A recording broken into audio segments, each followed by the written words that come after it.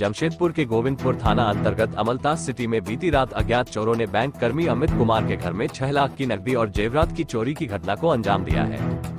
घटना के बाद इलाके के लोगों में दहशत है। सूचना पर पहुंचे जिला परिषद सदस्य डॉक्टर परितोष सिंह ने मामले की जानकारी ली और पुलिस से मामले में त्वरित कार्रवाई करते हुए मामले का उद्भेदन करने की मांग की। बताया जा रहा है कि 5 की संख्या में चोरों ने घर के खिड़की का ग्रिल काटकर घर में रखे गहने और जेवरात की चोरी की है। वैसे चोरी की घटना पड़ोसियों के सीसीटीवी कैमरे में कैद हो गई है। बताया जाता है कि चोरों ने अमित कुमार के घर में लगे सीसीटीवी कैमरे को भी क्षतिग्रस्त कर दिया है। घटना बीती रात की है। घटना के वक्त परिवार के सदस्य दूसरे कमरे में सोए हुए थे। सुबह जब दूसरे कमरे में जाकर देखा तो अलमीरा में रखा सारा सामान बिखरा पड़ा था और अलमीरा में रखे नकदी और जेवरात गायब है। सूचना पर पहुंची पुलिस मामले की तफ्तीश में जुटी है। कोलकाता में हुए महिला चिकित्सक की निर्मम हत्या और अस्पताल में तोड़फोड़ की घटना के बाद देश भर के चिकित्सकों में रोष व्याप्त है। डॉक्टर सुरक्षा को मृत डॉक्टर को इंसाफ दिलाने की मांग को लेकर देश भर में प्रदर्शन कर रहे हैं, जिससे स्वास्थ्य सेवाएं प्रभावित होने लगी है। इधर जमशेदपुर में भी डॉक्टरों ने सरकार के खिलाफ आर पार की लड़ाई का ऐलान कर दिया है। कोल्हान के इकलौते सबसे बड़े मेडिकल कॉलेज अस्पताल एमजीएम अस्पताल परिसर में डॉक्टरों के सभी संगठनों ने एकजुट होकर कोलकाता की घटना पर आक्रोश जताते हुए अनिश्चितकालीन हड़ताल पर जाने का ऐलान कर दिया है।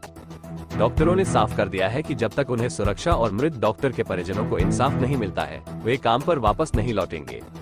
वहीं डॉक्टरों ने चेतावनी दिया है कि यदि सरकार अब उनकी मांगों को नहीं मानती है तो इमरजेंसी सेवाओं को भी ठप कर दिया जाएगा।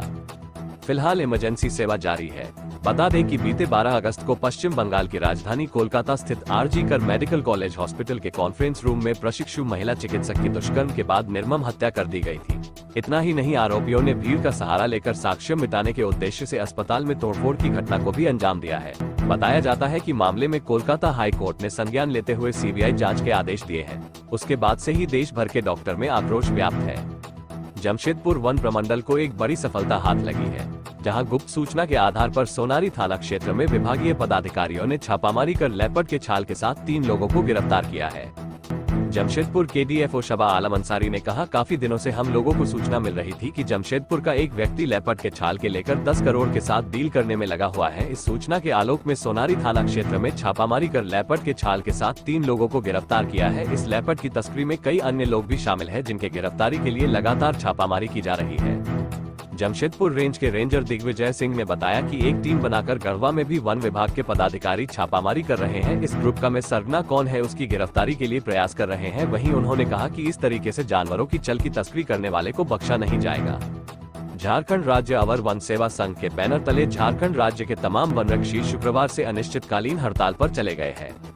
इन्होंने झारखंड सरकार द्वारा विगत दिनों झारखंड राज्य अवर वन क्षेत्र कर्मी संवर्ग नियमावली 2014 में अस्तिकारी संशोधन को वापस लिए जाने की मांग को लेकर राज्य भर में यह आंदोलन छेड़ा है। जमशेदपुर में भी जिले भर के वनरक्षियों ने सिंहभूम आरसीसीएफ कार्यालय परिसर में ही अनिश्चितकालीन धरना शुरू कर दिया है।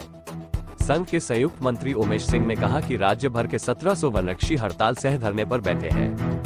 इन्होंने कहा कि वर्ष 2014 में बने नियमावली के तहत इन सबकी बहाली वर्ष 2017 में हुई थी और इसमें नियम था कि पदोन्नति के तहत प्रधान वनरक्षी एवं वनपाल के पद पर 100% अधिकार वनरक्षियों का था, लेकिन अब नए नियमावली के तहत इसे 100% से घटाकर 50% कर दिया गया है और 50% हिस्से पर सीधे बाहर से बहाली ली जाएगी और इसी का विरोध तमाम वनरक्षी कर रहे हैं। इन्होंने स्पष्ट रूप से कहा कि जब तक इनकी मांग पूरी नहीं हो जाती तब तक इनका आंदोलन जारी रहेगा। जमशेदपुर में एग्रीको स्थित शिव सिंह बगान क्षेत्र में तेली साहू समाज के लिए बने भवन को ब्राह्मणर्षि समाज के द्वारा कब्जा कर लिया गया है। इस पर संबंधित विभाग ने भी अब तक कोई कार्रवाई नहीं की है, जिससे आक्रोशित महिलाओं ने जिले के उपायुक्त को मांग पत्र सौंपकर इस पर कार्रवाई की मांग की है। समाज की महिला प्रतिनिधियों ने कहा कि इस मामले को लेकर सभी जमशेदपुर एक्साइज कार्यालय पहुंचे थे और वहां जमशेदपुर पूर्वी के विधायक सरयू राय भी पहुंचे थे, जहां समाज की महिलाओं ने विधायक से मुलाकात का प्रयास किया, लेकिन विधायक के अंग रक्षकों ने महिलाओं के साथ धक्का मुक्की की। महिलाओं ने बताया कि वर्ष 2019 में जमीन साहू समाज को दिया गया था और इस पर भवन का निर्माण भी हुआ, लेकिन अब तक समाज को सुपुर्द नहीं किया गया, जबकि 2 दिनों पूर्व ब्राह्मणर्षि समाज के लोगों ने भवन का ताला तोड़कर उस पर कब्जा जमा लिया है, लेकिन एक्साइज के पदाधिकारी भी इस पर मौन है। इन्होंने जिले के उपायुक्त से मांग की है कि इस मामले पर संज्ञान लेकर इस पर त्वरित कार्रवाई करें। Jamshedpur Tata steel zoological society और JCAPCPL के संयुक्त रूप से तैयार किए गए सेंट्रल ट्रीटमेंट वेटरनरी हॉस्पिटल का उद्घाटन टाटा स्टील कॉर्पोरेट सर्विसेज के वाइस प्रेसिडेंट चाणक्य चौधरी ने फीता काटकर किया। इस अवसर पर जू के डॉक्टर सुमित कई अधिकारी उपस्थित थे। अस्पताल में जू के जानवरों का इलाज के साथ साथ ऑपरेशन भी इस अस्पताल में किया जाएगा। वहीं जानवरों को मर जाने के बाद पोस्टमार्टम और उसे चलाने के लिए मोर्चरी की भी व्यवस्था की गई है। टाटा स्टील कॉर्पोरेट सर्विसेज के वाइस प्रेसिडेंट चाणक्य चौधरी ने कहा, हॉस्पिटल पहले भी जू में थी, लेकिन ये हॉस्पिटल को और अत्यधिक इक्विपमेंट से अपग्रेड किया गया है, जहां जू के जानवरों का इलाज होगा। टाटा स्टील के द्वारा जू को पिछले कई वर्षों से नए रूप दिया जा रहा है, उसी के तहत इस अस्पताल को भी बनाया गया है। न्यूज़ एक्सप्रेस 7, चलना है सच्चाई के साथ।